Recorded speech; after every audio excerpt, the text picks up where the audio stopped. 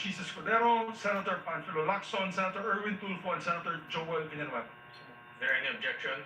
Hearing none, motion is approved. Mr. President, I move that we elect the members of the Committee on Ethics and Privileges. The chairperson being Senate President Pro Tem Tito Soto, Vice Chairperson Senator Pangilinan, members Senator Raffy Tulfo, and Senator Lacson. Is there any objection? Hearing none, motion is approved. I move that we elect members of the Committee on Public Services, Mr. President. The chairperson is Senator Raffy Tulfo, the Vice Chairperson Senator J.V. Ejercito, and Vice Chairperson Senator Bam Aquino, members Senator Lito Lapid, Senator Risa Ontiveros, Senator Kiko Pangilinan, Senator Erwin Tulfo. I so move. Is there any objection? Hearing none, motion is approved.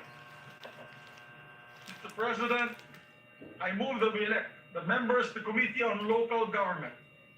It is headed by their chairperson, Senator J.V. Ejercito, Vice Chairperson, Senator Ping Lacson, members Senator Raffy Tulfo, Senator Francis Kiko Pangilinan, Senator Risa Ontiveros, Senator Joel Villanueva, Senator Lito Lapid, and Senator Bam Aquino. I so move. Is there any objection? Hearing none, motion is approved. Thank you, Mr. President.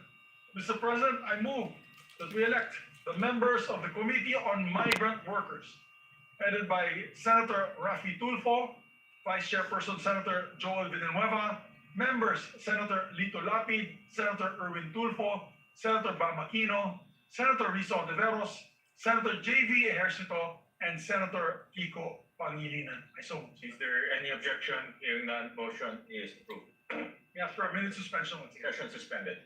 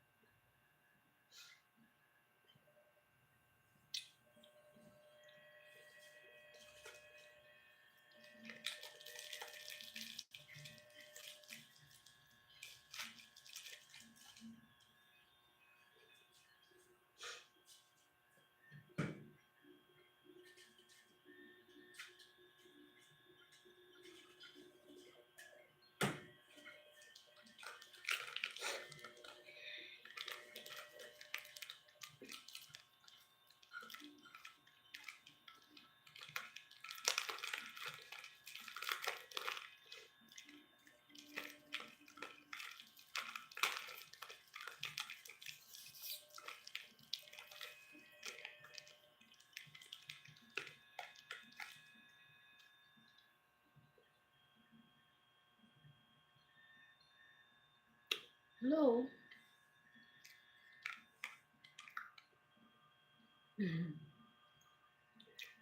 Hello, I'm not Buttercup.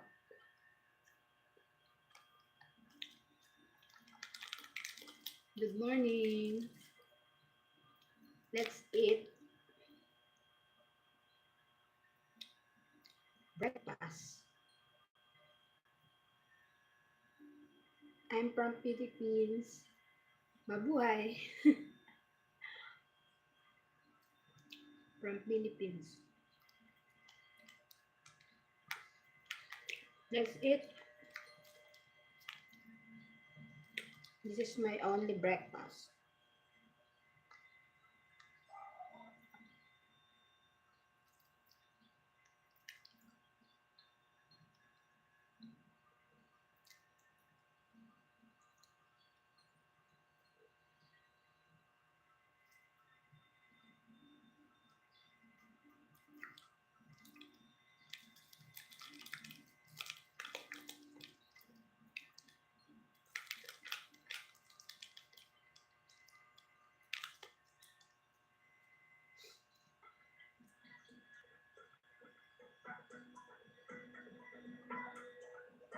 No, I can't.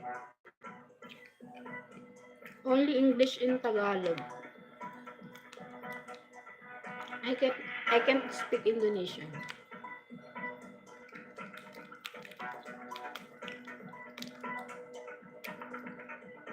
Maybe someday I will learn how to speak like your language.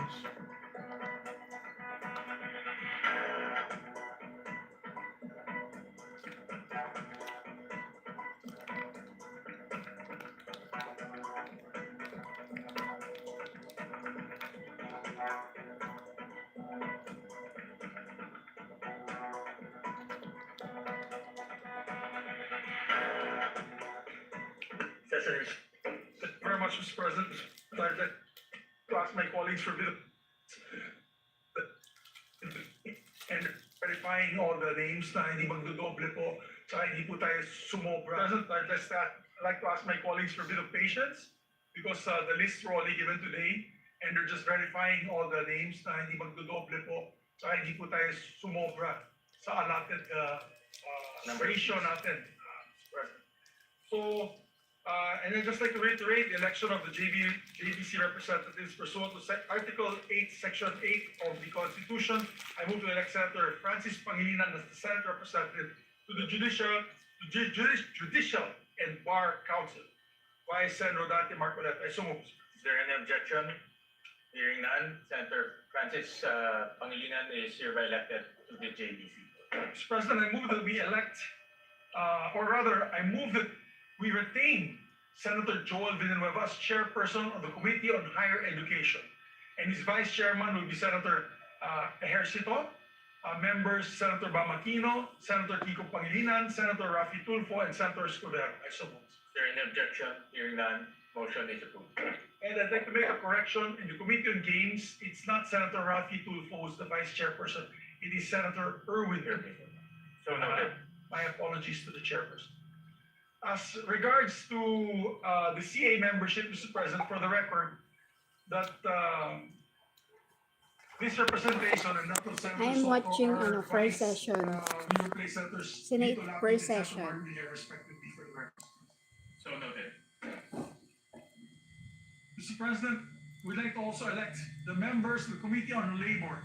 Chairperson Senator Joel Villanueva, Vice Chairperson Senator J.V. Ejercito, and members Senator That's Rafi what I'm Tulfo, watching right Senator now. Erwin Tulfo, Senator Bam Aquino, Senator Risa Ontiveros, Senator Pangilinan, and Senator Escudero. Is there any objection? Hearing none, motion is approved. And Mr. President, I move to formally elect as well my deputy majority floor leaders. We'd like to elect and move to elect Senators J.V. Ejercito as my senior deputy majority leader, who one day in the near future will become the majority leader, I hope, after his job in the Finance Committee, and this representation will just retire. We'd like to also elect, Mr. President, our former majority leader, Senator Joel Villanueva, as deputy majority floor leader. Is there any objection? Hearing none, motion is approved. Thank you very much, Mr. President. May I ask for another minute suspension? Session suspended.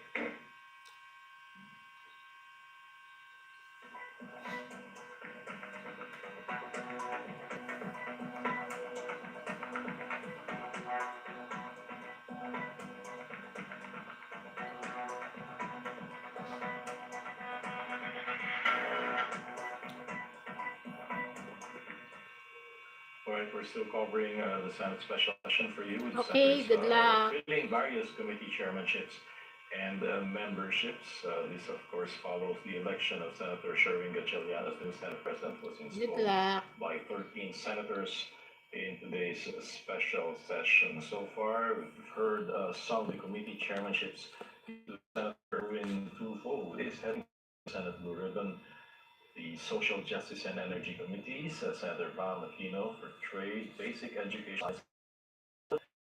We also saw Senator Francis Pangilinan taking on Constitutional Amendments, Agriculture, and the Committee on Justice. Senator Juan Miguel Zubiri still keeps his Foreign Relations Committee, while Senator Vicente Soto III is head of National Defense and Ethics, and Risa Ontiveros Committee on Women and Children, Senator Panfilo Lacson Committee on Ways and Means. Okay, good Senator luck. Lito Lapi, Committee on Good Language and luck to Internet. your Senator Rafi game. Tulfo, Committee on Public Services, and Senator J.V. Esito for Committee on Local Government. Good to We will your just ask our game. members to please proceed to the plenary for third reading.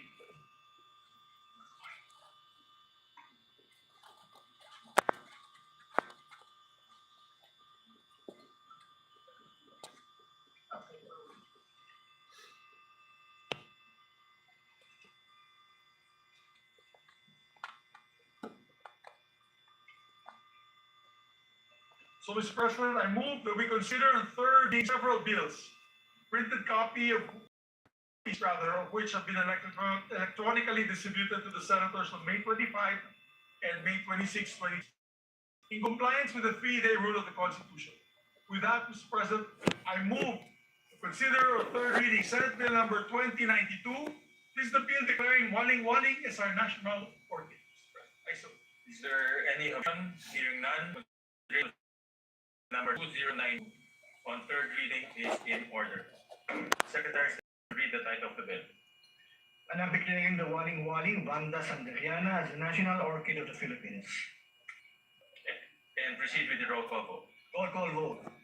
Senator Aquino, Senator Cayetano Alan, Senator Cayetano Pia, Hello. Senator De La Rosa, Senator Ejercito, Senator Escudero, Senator Estrada, Senator Go, Senator Ontiveros, Senator Lacson, Senator Lapid, Senator Legarda, Senator Marcoleta, Senator Marcos, Senator Padilla, Senator Pangilinan, Senator Soto, Senator Tulfo Hello. Erwin, Senator Tulfo Rafi, Senator Villanueva, Senator Please Villar subscribe to my Tamid, channel. Senator Villar Mark, Say yes Senator or Zaivynia, no. Yes. Senate President Gatchalian. Yes. With 13 affirmative votes, 0 negative votes, 0 abstention, SP number 2092 is approved on third reading.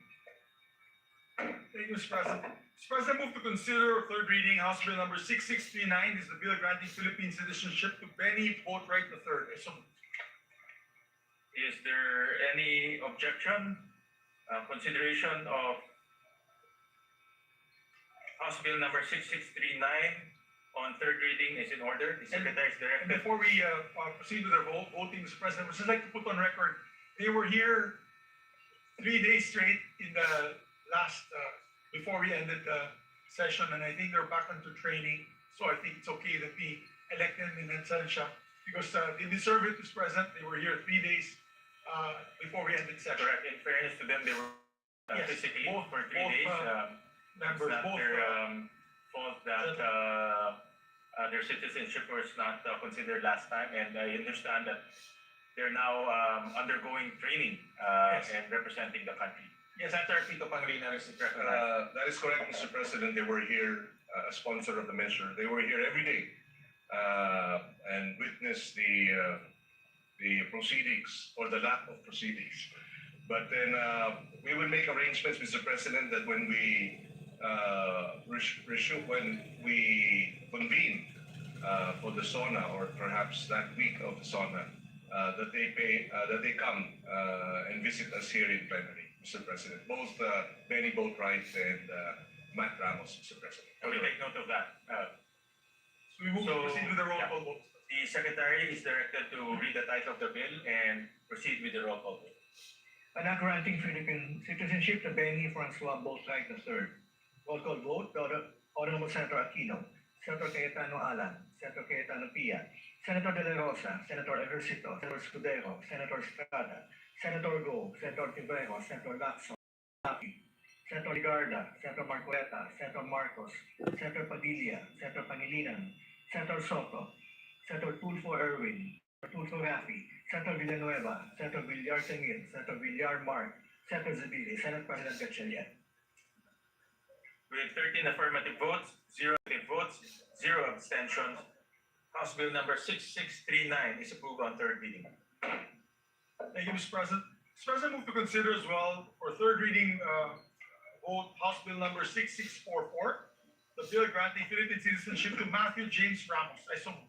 Is there any objection? Hearing none, consideration of House Bill number 6644 on third reading is in order. The Secretary is directed to read the title of the bill and proceed with the roll call vote. An act granting Philippine citizenship to Matthew James Ramos. Roll call vote.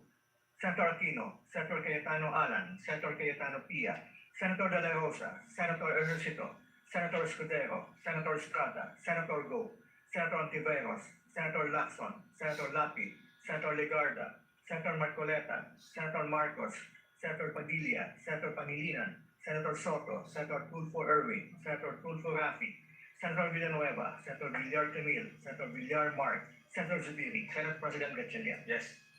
With 13 affirmative votes, 0 negative votes, 0 abstentions, House Bill number 6644 is approved on third reading.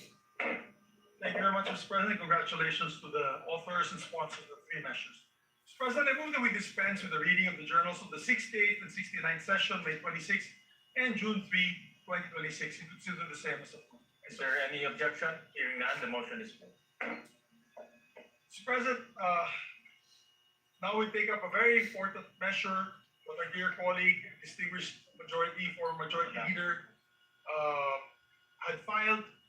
I move that we consider proposed Senate Resolution number 447, and this is a resolution urging adequate funding for Mindanao earthquake relief and rehabilitation. I so move, Mr. President. Is there any objection? Hearing none, the motion is approved. Mr. President, I move that we recognize a distinguished former majority floor leader. Uy, alam mo ba, si Aling Nena, approve agad sa mystery cash? Ha? Hindi ba mahirap mag-apply ng loan dyan? Hindi na, te. Isang budget ID lang. Pabalik.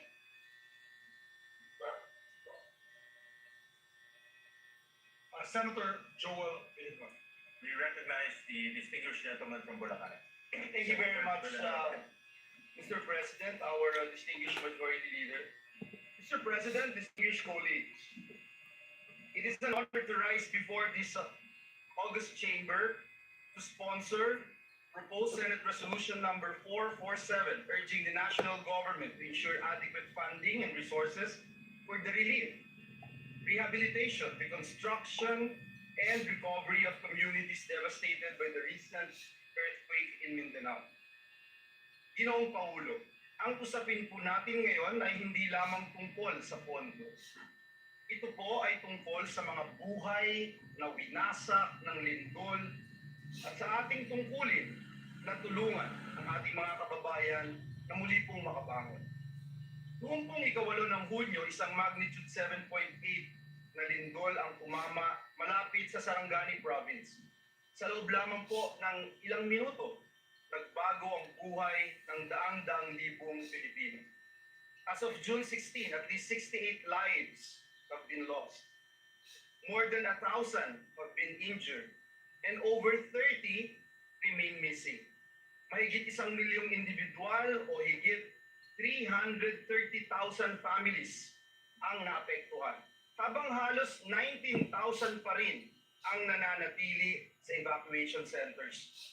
Ngunit higit pa po sa mga numerong ito ay ang mga kwento ng ating mga kababayan, mga pamilyang nawalan ng tahanan, mga batang hindi makapasok sa paaralan, mga manggagawa, mga magsasaka, mga mangingisda na nawalan ng kabuhayan, at mga pamilyang nagdadalamhati sa pagkawala ng kanilang mahal sa buhay.